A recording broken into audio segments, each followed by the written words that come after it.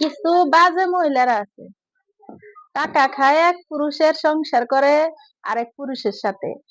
কথাটা কি খারাপ বলছি? আসলে কথাটা যদি শুনতেও খারাপ হয়, কিন্তু তারপরও বলা উচিত। আমিও একজন নারী।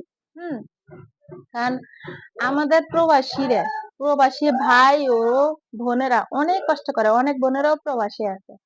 আর যেসব ভাইরা তাদের বউ রেখে প্রবাসে গেছে, কি জন্য গেছে? আমাদেরকে টাকা রোজগার করে খাওয়ানোর জন্য, আমাদেরকে একটু ভালো রাখার জন্য, তাই না? তো অনেক নারী আছে স্বামীর টাকা খায়, পাছাটা মোটা করে অন্য ফেরাগো কাছে যায় বিক্রি করে, বয়ফ্রেন্ডের সাথে ঘুমায়। এরে আখেরাতের কথা ভাবিস একটু, বুঝছি?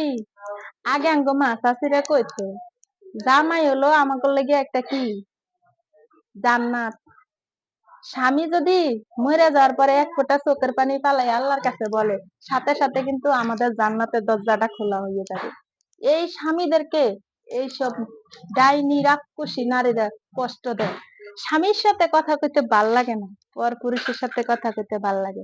একজন প্রবাসী কতটা কষ্ট ওই বিদেশে করে, এটা যদি দেখতি তোরা, তাহলে এই কষ্ট দেওয়ার কথা ভাবতি না। আখেরাতের কথা একটু চিন্তা করিস, তারপরে অন্য বেড়ার সাথে রাত কাটাইস।